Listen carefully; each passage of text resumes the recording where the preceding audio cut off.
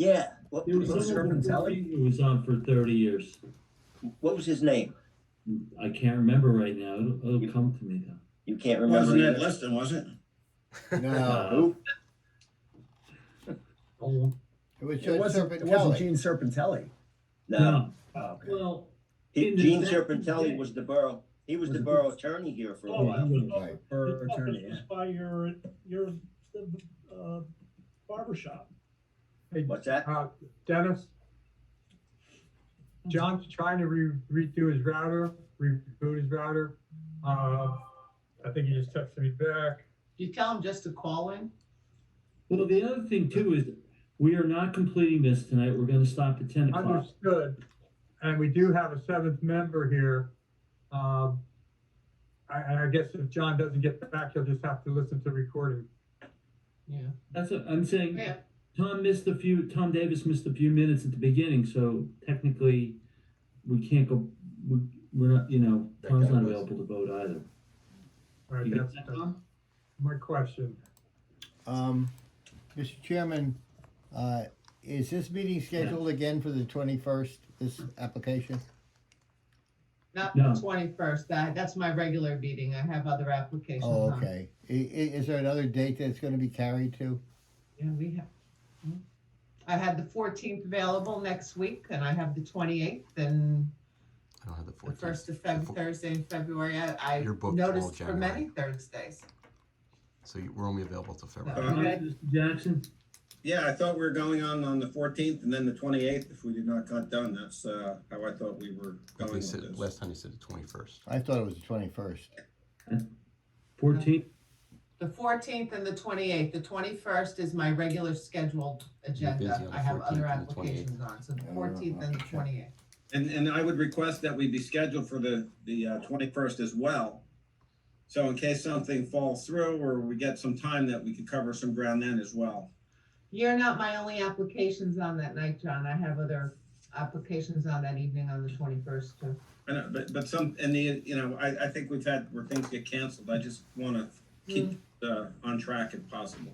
Well, if we're on the 14th, we have to carry, so we'll get there. Let's give John a couple more minutes, see if he can get back on. I'm trying to text with him. Check mine. I think everybody's gotta understand the situation we're in here with doing these things through Zoom. Things are gonna happen. Let's just give a couple minutes and see where we go from here. I think it's only fair to all parties that we have all members present.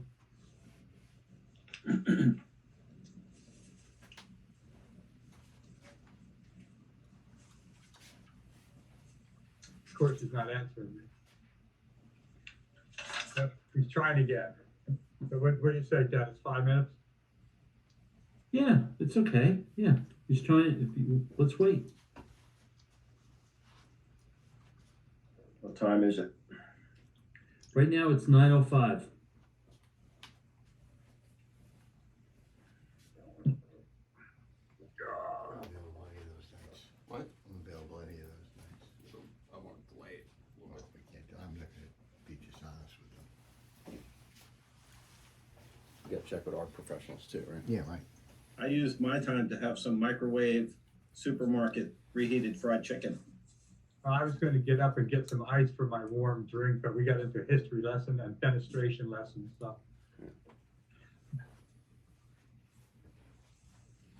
I guess it's better to get it over with faster. I suppose. It's delaying my property development, the boundary dispute. Cooled down, it worked. So what's going on with Charles, that? there's nothing wrong with a little education in our downtime. I agree with that 100%, and we have Mr. Dixon back online. If everybody's ready, Dennis, we ready? We can get a roll call and get started back up. Okay. Yeah, good. Mr. Kelly, Yes. Mr. Dixon, Yes. Secretary Snyder, Yes. Vice Chair Reynolds, Yes. Mr. Pizzola, Yes, Mr. Loader, No. Mr. McGee, and Mr. Yes. Davis. Where's George? He's iPad 202, so he is here. Oh, okay. George, I think you're still on mute.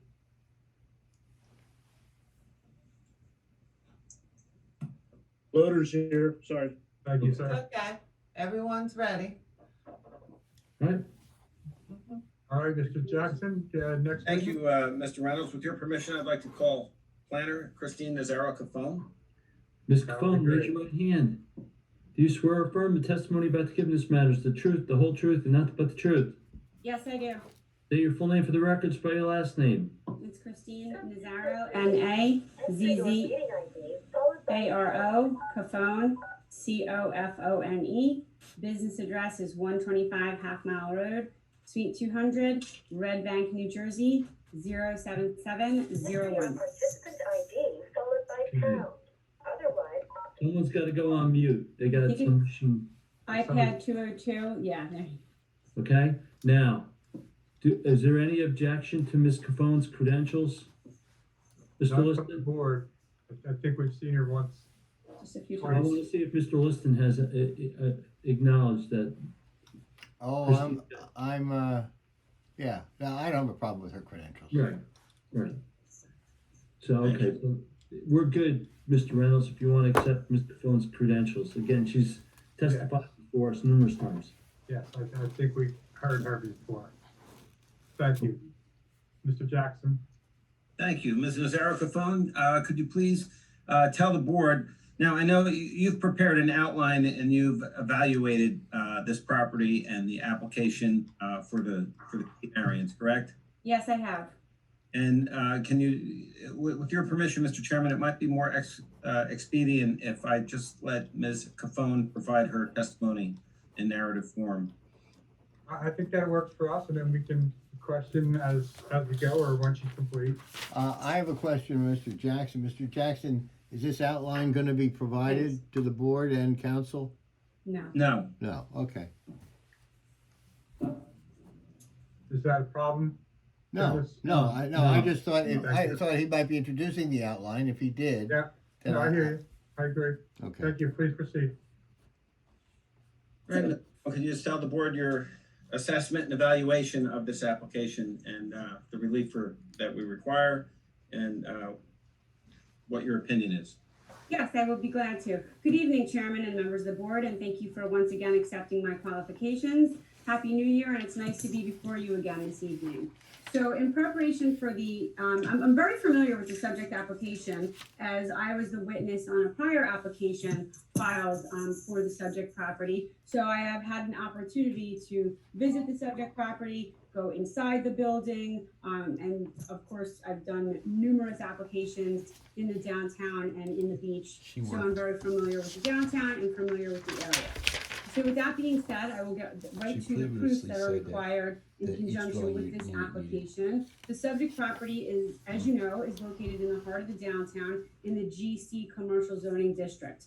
While Ms. Schultz did an incredible job of describing her vision and what she intends to curate for the downstairs level of this property, all of those uses are specifically permitted in the GC zoning district. Moreover, the GC zoning district at section 19-9.4F has a provision that states one building may contain more than one use, provided that the total building coverage of the combined uses does not exceed the maximum building coverage. So we are certainly consistent with that. The building coverage in the GC zone is 50%, existing is at 37.5, and because we are putting an addition on the back of the building or proposing to, our building coverage would be 40.5%. So we are absolutely consistent with the uses and what the borough envisions, or the beach envisions for a multiplicity of uses on the downstairs level.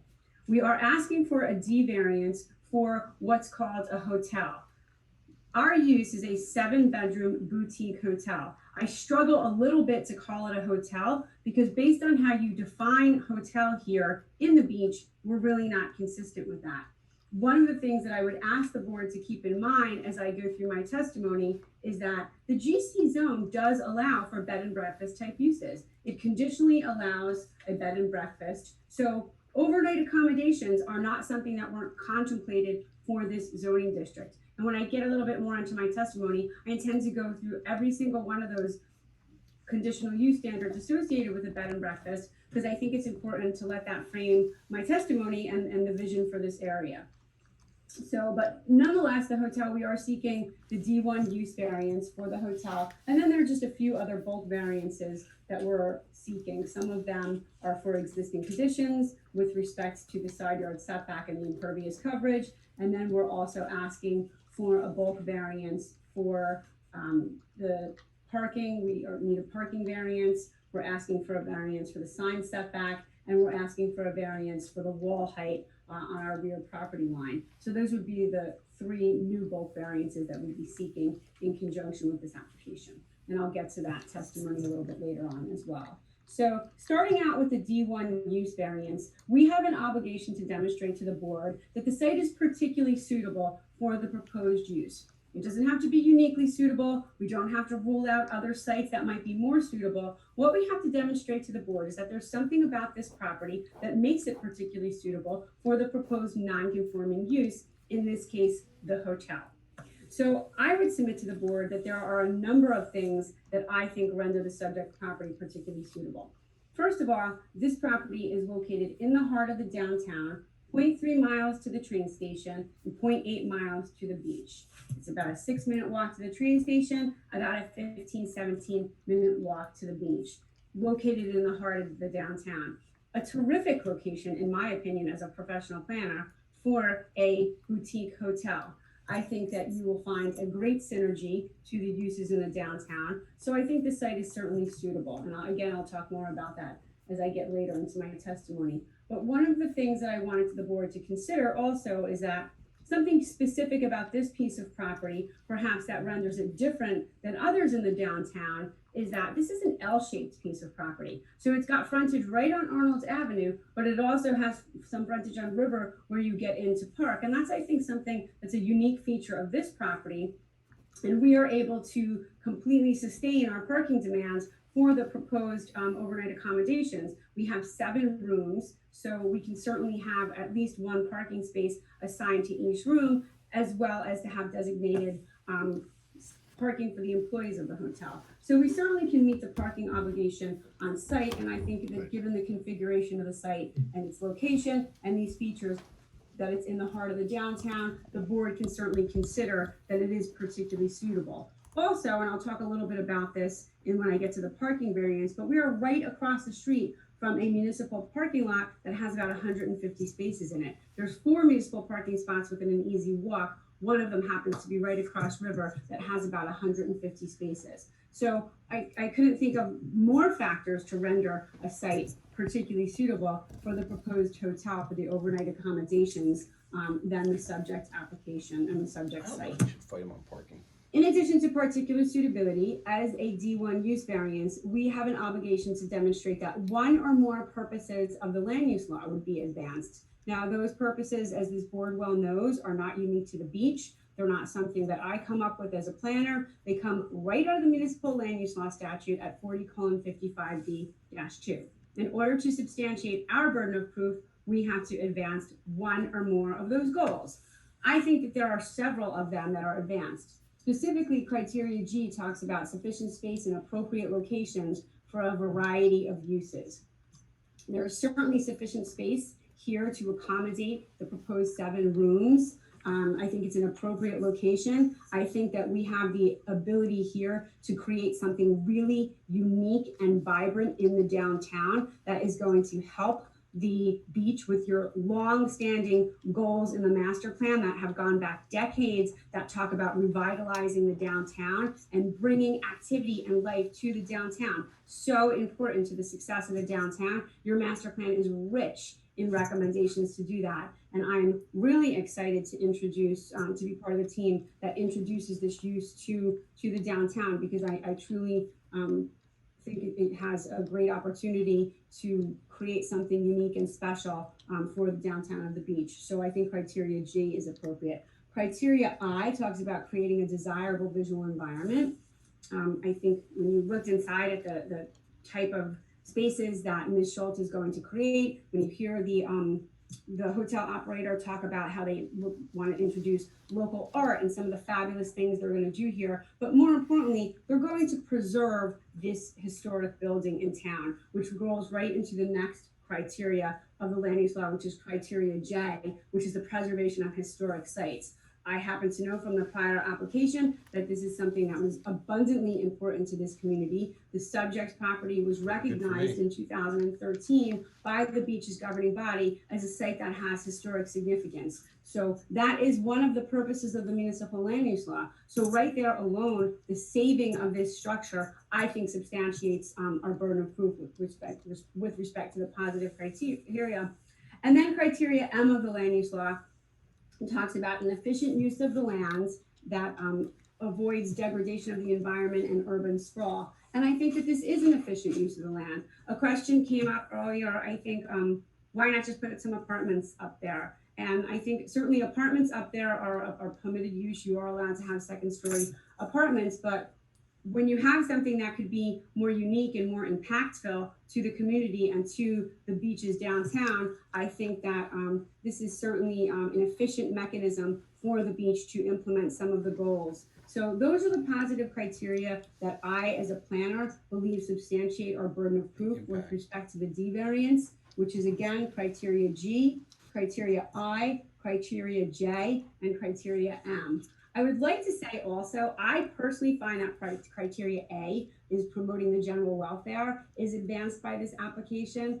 I think we see, as a planner, as you know, I've testified before over 400 planning and zoning boards throughout the state. So I have plenty of opportunity to see change circumstances in towns where stores close. And I think the idea that Ms. Schultz has to allow for people or businesses to come in, perhaps this weekend she'd have a pop-up flower shop, and then they get a following, and maybe they take a storefront. I mean, these are really the things that starts the catalyst and a movement for invigorating a downtown area. So I personally think that that does promote the general welfare, and having a place where perhaps a bakery or can bring their goods to be sold there in a table, and they don't have to have a baking oven, they can just have somewhere to display them for the week, is amazing. And I think it's really a great partnership. So I personally also think criteria A, promoting the general welfare, is advanced by this application. So those are the burdens of proof with respect to the particular suitability and special reasons.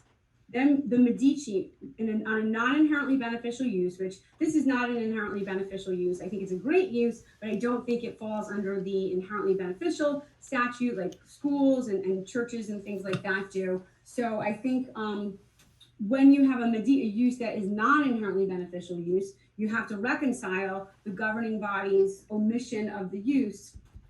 And I think when I was preparing for this case, I went back and I looked at the Medici case, and I specifically read footnote number 11 in the Medici case. Now, Medici is a case that came from the 1980s. So when I read this, it's going to sound a little silly, because what it states in footnote 11 is the nature of the proofs offered to achieve reconciliation of the proposed variance with the zoning ordinance will depend on the circumstances of each case. It may be that the proposed use was one, like a health club, that was uncommon when the ordinance was last revised, but has since gained currency. Competent proofs to this effect could dispel the concern that exclusion of the use was deliberate rather than inadvertent. So, of course, crazy, nobody would ever think of this day and age as a health club as a newer use, but again, that goes back to the 80s. But if you think of the things that have occurred in zoning in the intervening couple of decades, I can name a couple of uses: doggy daycares, self-storage facilities, assisted living facilities. These are things that we've seen come up as ordinances didn't contemplate them. So this, for me, is not the first type of hotel like this that I've seen. As the board knows, the lion's share of my practice is appearing before planning and zoning boards, but I also have, and I've been for about a decade now, the planner for the Casino Redevelopment Authority in Atlantic City. And in 2019, there was an application filed in Atlantic City for a 10-unit shipping container hotel that was operated. It was going to be operated by an Asbury Park restaurateur, very, very similar to the way this is being proposed to be this application. It was a small boutique style hotel with no on-site amenities, no direct on-site manager, key card management that's done in advance, cleaning that is done. If you want to have that service, you can have it done during your stay, or you have it done just during checkout and check-in. So from a planning point of view, it strikes me that this is a newer type use. It's not completely unheard of, at least for me anyway, because I was the planner who reviewed this in Atlantic City in 2019. So certainly when I reviewed it as a planner, as a reviewing planner in Atlantic City, my sentiments on the application were, we certainly have hundreds of hotel rooms, if not thousands, in Atlantic City. However, none like this. So I look at it from a planning point of view as something that creates vibrancy, something that creates choice, and something that creates a vitality and something unique and special, in this instance for the beach. So when you think about Medici, that was a long way to explain the Medici proofs. But when you think about the Medici proofs, for me as a planner to say that the board wanted to omit this type of use, truly, I think that this is a new type of use that the board would not have, the governing body perhaps just didn't contemplate because it wasn't around. And I think the other thing, again, with respect to the Medici proofs and the reconciliation of the omission is, again, please keep in mind that bed and breakfasts are specifically conditionally permitted use in this zone. So overnight accommodations were something that was not disallowed in this zoning district. So that's what I want to say on Medici, and I think that really, again, my experience in Atlantic City, and one of the things, my comments on the record years ago before I even knew this application was being filed, was that I felt that that type of hotel is something that would create synergy with the restaurants, because the people that were staying there would certainly not eat on site, but they would have an opportunity to go to the steakhouses or some of the other restaurants in town. So I was personally excited about that, as I am excited about this. So in addition to particular suitability and positive criteria and the Medici proofs, as the planner, I need to provide testimony for the board to evaluate on the negative criteria. And the negative criteria has two prongs to it. The negative criteria talks about substantial detriment. It doesn't ask you as a board to hold this applicant to such a standard of proof that there is no detriment at all, just that the benefits of the grant of a variance outweigh any of the detriments. And we have to talk about, or I have to talk about, the impact on the zone plan as well as the impact on the public good. So when you look at the zone plan and you look at the fact that bed and breakfasts are conditionally permitted, and then you break down what are those conditional use. They shall be residential in appearance. They may serve a morning or afternoon meal to registered guests, but no other meal except those listed may be served. No cooking facilities shall be allowed in the guest rooms. No bed and breakfast inn shall operate as a rooming or boarding house as defined by New Jersey NJSA 55:138-3. Guest occupancy shall be limited to 30 successive days or not more than 30 days in any period of 60 successive days. So I was chomping at the bit before to answer that question when it came up. Do any of our ordinances in the beach govern the length of stay for a hotel? And your ordinance, when it deals with bed and breakfast, does. It says you can't stay here for more than 30 days and you can't operate it as a rooming or boarding house. So as Mr. Jackson said earlier this evening, this applicant would certainly be willing to accept that as a condition of approval. And when you look at the fact that you allow bed and breakfasts with these conditions to operate, not only do you allow them, but the 2015 master plan actually encourages more bed and breakfasts, and it reaffirms the 2007 recommendation. So I think that that's really germane and relevant to this case, because of course, I understand the board is concerned. You are concerned that you don't want to see this turn into something that wasn't contemplated. And what if the hotel is not successful? Or what if people want to try to stay here for longer durations and turn this into a use that wasn't envisioned?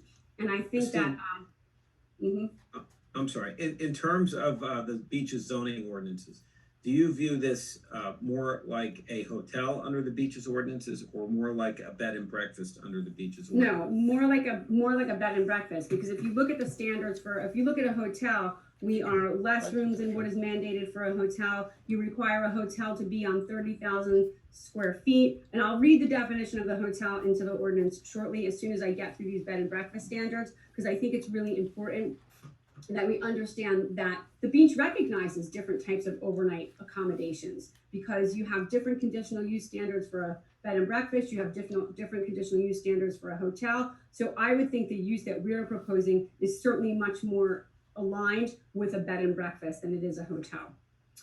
So going on in these conditional use standards, there's just a couple more of them. You need 2 off-street parking spaces for each required owner, plus 1 parking space for each guest room. No more than 6 guest rooms or less than 2 guest rooms with sleeping accommodations.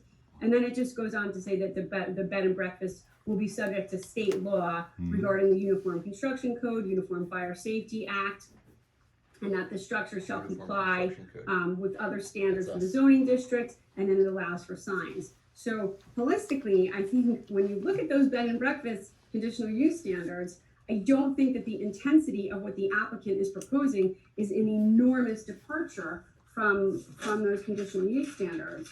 Whereas if you look at how hotel is defined in the ordinance, I think you will find that it is a very different use than what is being proposed by the applicant. Specifically, hotels are defined as a building which contains guest room, each having its only access from a central interior corridor or individual outside entrance, which are designed or intended to be used, let, or hired for compensation, contains a public lobby or public registration officer serving the guest rooms, and may contain 1 or more dining rooms, and has full-time on-site management. And then it goes on to give standards that need to be for hotels. And like I said, they have to sit on a minimum a lot of 30,000 square feet. They have to have a minimum of 10 rooms. So certainly something a bit more grand and a bit more intense than what's being proposed by the applicant. So when you look at the zone plan and you look at what is permitted in the GC zoning district, which those uses include retail goods, restaurants excluding drive-ins, banks, theaters with a minimum seating capacity of 100, funeral services, nursing home, churches, public purpose uses, real estate offices, opticians, travel agencies, and then the GC zone allows professional offices and apartments, but only on the 2nd floor. So there is absolutely nothing deleterious about having 2nd floor activity here on this site. In fact, the GC ordinance actually mandates it. So it's specifically considered having activity on the 2nd floor of a use of a building in the downtown. So absolutely nothing inappropriate with that. So for me, I'm finding a complete lack of substantial detriment to the beach's zone plan if in fact this application were granted. Just looking to see if there's any other points I wanted to make on the zone plan before I move into the master plan, because I think the master plan has some really key goals. So when you look at the 2007 master plan goals, which were then reaffirmed in 2015 was when we last looked at the master plan here on the beach. The 2000 master plan had a specific objective that said, strive to foster an aesthetically pleasing downtown commercial district for the ease and safety of pedestrians. Again, one of the goals of the master plan was to encourage commercial revitalization in the downtown, and it gave 4 mechanisms in which to accomplish that. This goal may be accomplished by 1, making it easier for property owners to improve their property by streamlining and simplifying the regulatory process. Number 2, bringing more people into the downtown area to live and work. So I think that's the key to that, is bringing more people into the downtown area. The vision here for the Gottlieb district will unequivocally, in my opinion, as a professional planner, bring more people, excitement, and energy to the downtown, which is exactly what the master plan calls for. Number 3, providing more entertainment venues. And number 4, adding a new residential component to the area. So while it's not a residential component, it certainly is an overnight accommodation component that will bring persons with spending power to spend their resources and their leisure time in the downtown of the beach. Hopefully, Christine, let me stop you for one moment. You heard Fallon Schultz testify that when they out of town talent, I'll call it, come in for different reasons, that they'll have the hotel stay in. You heard Daryl Monticello testify that the amenities for the hotel guests will be the restaurants, the shops, the beach, the boardwalk, etc. Are those comments consistent with your testimony and your observation of what the master plan calls for? And if so, please elaborate. Absolutely, because hopefully somebody who's staying in town, if they have something to go to, might go to get a poke bowl at lunch, or they might go to get a coffee in the downtown. I mean, there's no amenities on site. So if people are coming into the downtown, if they have a book signing or something like that going on, then they have to get coffee, they have to get scones somewhere. So they're going to get them from other businesses in the downtown. And that's why, as planners, we get excited about these things synergistically, because yes, this will bring an energy and a vitality to the downtown. And this again this is not the first type of use that I've had. I have done something very similar to this in downtown Red Bank in the building right next to Coco Paris. So I think that this is something that we're hopefully going to be seeing more of in our downtowns, because I think it's something that, as Ms. Schultz said, it's something that helps those smaller businesses who can't yet get a storefront, but they can certainly bring in people and foot traffic that may help other storefronts or help somebody get their business built up to the point where it will be a storefront. So I absolutely think that this is the type of fostering of the downtown that is called for in the master plan. I want to just go on to read just a few more things from the master plan. I know the board 9:30 wraps up. So in the 2007 and the 2015 master plan, it also indicated that the expansion of bed and breakfast uses in the borough's commercial and resort residential districts. So this is a commercial district. So again, I think it's important to consider this is not a district that was not considered or not aligned with overnight hotel accommodations. And the master plan talks for an expansion of that. So I think that this is a great opportunity, that not only will this not have a substantial negative impact, I think it has the potential to have an unbelievably positive impact. Some of the things that I know the hotel operator talked about was, or they would have gift cards. So when you checked in, you might get a gift card for a coffee in the downtown, or to have an appetizer for dinner at one of the restaurants in the downtown. All of these things are great opportunities to support the businesses that are existing in the downtown, which is, I think, exactly the revitalization that the master plan was calling for when these goals were put in place. So as far as the negative criteria proves, I am, as a planner, I see no substantial detriment to the beach's zone plan or to the public good. And I really think that with appropriate conditions, that the board can certainly address any of the concerns you had as far as length of stay. I think as far as allowing it not to be a boarding or rooming house, those conditions are written right into your ordinance as far as conditional use for bed and breakfast. So not something that you're unfamiliar with here in the beach. So I think the board can certainly address those concerns with reasonable conditions of approval. And I am happy to say that as a planner, I think we certainly substantiate our burden of proof with respect to the D variance for the hotel in the GC district. Ms. Cavone, Nazaro Cavone, as it relates to the Medici standard, the master plan, you noted, I think you said footnote 11 in the case. Yes, in Westlaw. You know, the concept was there are uses that aren't necessarily contemplated when the master plan or when the zoning was adopted. Is it some of the questions from the board members and from the objector have related to the operations and the reliance upon technology, logging in online, having security cameras, having people online, doing operations in kind of a new way. As a planner, what do you think about that? And is that in line with that footnote number 11 in the Medici case, where it talks about, you know, zoning doesn't necessarily have caught up to the latest technology? Please elaborate. I think the fact that we're having this meeting here tonight on Zoom answers that question. I mean, when I first started practicing 25 years ago, I don't think I could have contemplated a scenario where I was going to be testifying from my home office. But here I am, and we've probably done 100 planning and zoning meetings since March. We've done affordable housing court proceedings from the House. So I think that business, the economy, things have to move forward, and we have to be successful at trying to embrace change. And when that application came before me in Atlantic City, did I think it was a little unusual? What? No check-in, you sign in all online? A little bit, yes.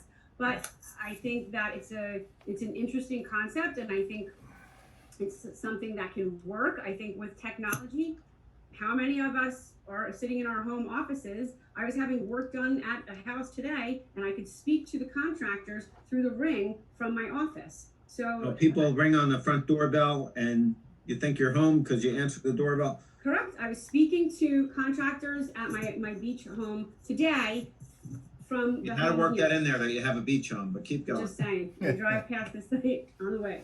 Yes, so it's just, so personally, I think that if you have a use that's 7 hotel rooms that people check in online, I see no reason to look at that as a negative of this application, just because it's something that's not done at the other hotels in Point Pleasant Beach. Quite honestly, the check-in process at the other hotels in Point Pleasant Beach, in my opinion, has absolutely no bearing or relevance on this application. And as Mr. Galvin said earlier, really either does the operator, because the board is approving the use, and that's why they assign reasonable conditions to it, because they have to make sure that they are comfortable with the use of the property. So Is there anything we left out?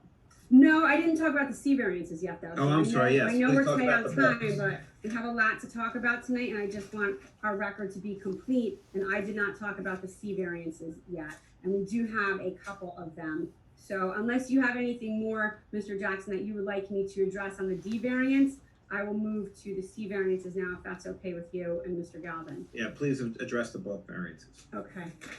So again, the bulk variances that we have associated with this application are for, let me just get that page of my notes. It is for the existing side yard setback and the total maximum impervious coverage, which are existing conditions, a side yard setback of 0, where 5 is required, the total maximum impervious coverage, 80% is required, and we're at 99.1. Those are existing conditions. As far as the parking, we are required to have 39 parking spaces. Our cover sheet originally indicated 33, and then we modified that, I believe, consistent with Mr. Sabacool's letter to show 39. And I think what we testified to was that we would have 1 space per hotel room, as well as to have a space for the employees of the hotel. And then we have 1 handicap space. So, 1 accessible space. Which I think is important, that we contain the hotel's parking requirements all on site. And then when you look at the retail, I think you can certainly consider that within a block of the subject property, going a block to the east, well, directly across the street, there's the parking lot on River Street that has about 150 spaces. Across Arnold Avenue and down Bay, there's another T-shaped parking lot that has about 40 spaces in it. And then to about a block to the west, you encounter 2 more parking lots, 2 more public parking lots that have just over 100 spaces. So what that brings you to is a count of almost 300 parking spaces in the area, plus the on-street parking that is available, which is what the other retailers use as well. In addition, I would agree with Mr. Sabacool, who in his review letter points out that the parking demands for the retail use would be somewhat less, given the fact that some of the building would be utilized for storage or inventory, or not certainly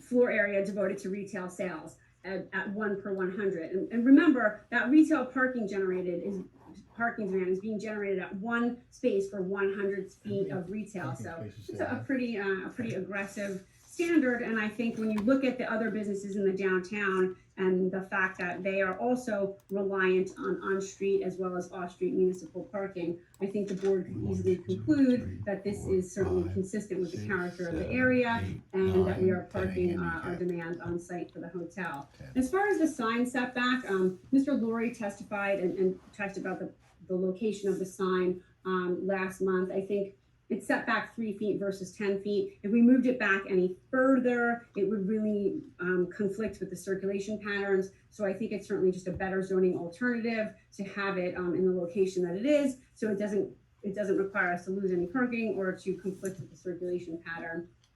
And then the last variance we need is for the wall height in the back. We need a variance for 6 versus 12 feet. We have really like a decorative wall with brick piers in the back. And that is something that was really, that came out of our discussions with our property owner to our rear to sort of provide them some screening and screen the property. So I think the board could certainly look at that as a C2 variance, and that could we make it lower? Sure, but we are proposing it at that height because we are wanting to be considerate of our neighbors to the rear there and address some of their concerns. So I think that wall does just that it creates a greater screening. So it results in somewhat of a better zoning alternative because it gives us the opportunity to have sort of the back of house and that parking area screened on our property from our adjoining residential neighbor to our rear.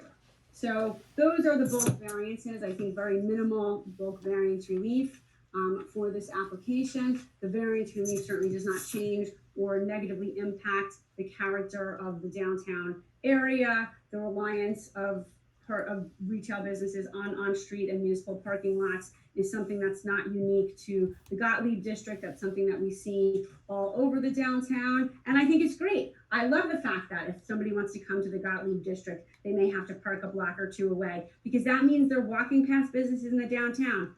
Great. Hopefully stopping in, popping in and spending some money and some time in those businesses. Foot traffic is wonderful for the vitality of a downtown. So the fact that somebody would have to park in one of those parking spaces and walk over to the Gottlieb district, no negatives there in my opinion from a planning point of view. So I think that's wonderful, and there's no shortage of opportunities for people to park in the downtown. So now I feel like I think I have concluded everything I had to say on direct. If you would just indulge me, Mr. Jackson, let me look at my notes one more time and see if there's anything Like I told the else neighbor before. I wanted to Like- add. I have a lot Voice is of. so fucking. Oh, on the sign, I just wanted to say that we are proposing to have a decorative base that will match the building, the architecture of the building. So even though it's non-conforming, we're hoping that the board finds it to be an attractive sign that really complements but does not detract from our building. Let me see what else I wanted to say on any of the books. The sign variance is stupid. Yeah, there's too much government control there.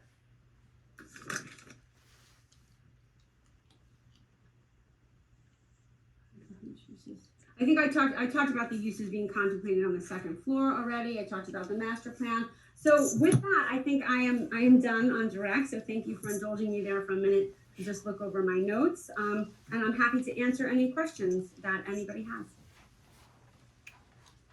And we have 15 minutes left. You have time to do your cross.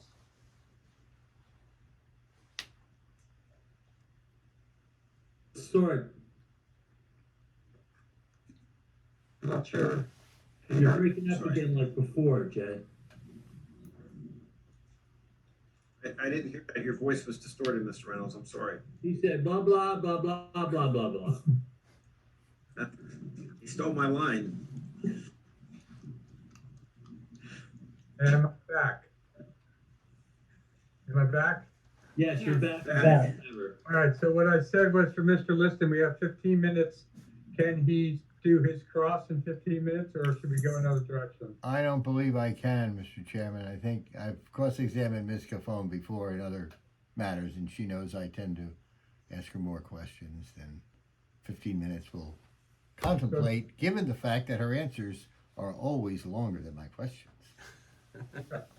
So then it's given that, should I let the board ask questions before he? Yeah, crosses? that's fine, Okay, that's fine. please. Yes, and then I guess Christine will come back at the next meeting, whenever that is. All right, so is there anybody on the board that this time has questions of Ms. Cafone, sorry. That's okay. Tom Davis has a question. Yeah, Tom. Thank you, Mr. Chairman. Ms. Cafone, very good testimony. Thank you for being so thorough. I only have one question regarding the proposed wall at the back. 12 feet is a very, very high wall. And your testimony was that was done in consideration of concerns of the adjoining property owner. Has the adjoining property owner actually consented to a 12-foot wall dividing their property in this? Mr. Davis, I can address that, and Mr. Cox could probably address it better, because he's the one that actually met with the neighbors. I think Mr. Curcio's on the line. Shouldn't that create another But variance? I understand that There's that was not. something that was met, discussed, there were designs passed and forth. I've had conversations with Mr. Shammy about it. I don't know if Ms. Cafone was involved in that at all, were you? No. No, Yeah, she so, was. She was so, on the uh, meeting. I see Mr. Cox lighting up, so with the chairman's permission, if Mr. Cox could address that? Thank you. He's still under oath. Go ahead. So, I had the opportunity to meet with, the two neighbors, Mr. Shammy and, Mr. Curcio, who's, I can see on the call this evening. And it was through direct contact and their back and forth of their concerns of their property as well as our subject property that we came up with that specific design for the wall. And the intent of that wall is, on the residential property side will be a decorative block wall that we'll pick out an appropriate material and run past them. And on the subject property side, it's going to be a concrete finish wall with intermittent with vegetation and brick piers. And through discussions with Ms. Schultz and the Arts Committee, they would like to take ownership of some artwork to be put on that wall to enhance it from, for a community effort. And that's specifically why that wall has come up with that design. Well, thank you. And just for the record, I think before this hearing is over, and I don't mean tonight, I mean another night, I don't like we'll the get- idea, but the neighbors sworn in and get their opinions on record. We'll have to check the record. We may have done that already. I don't believe we did with in reference to a 12-foot wall. But if we did, I stand corrected, and I'll let Paul deal with that next week. Is there any other questions from the board? Mr. Chairman, maybe by the next meeting, Mr. Cox or whoever could talk to Mr. Shammy, Mr. Curcio, just to see if it would be possible to lower that wall a little, maybe like 10 feet, if they would be satisfied. And that 10 feet is still very, very high. But I feel 10 would be a lot better than 12. Just a thought. All right, I'm sure Mr. Jackson can take that. Yeah, Mayor, we'll certainly do that. Okay, thank you, Mr. Jackson. All right, is there anybody else on the board that has questions of Ms. Caffone's testimony? Just one question. So, after her testimony, so are we looking at as this project is now a bed and breakfast and not a hotel anymore? And we're gonna go by the bed and breakfast rules?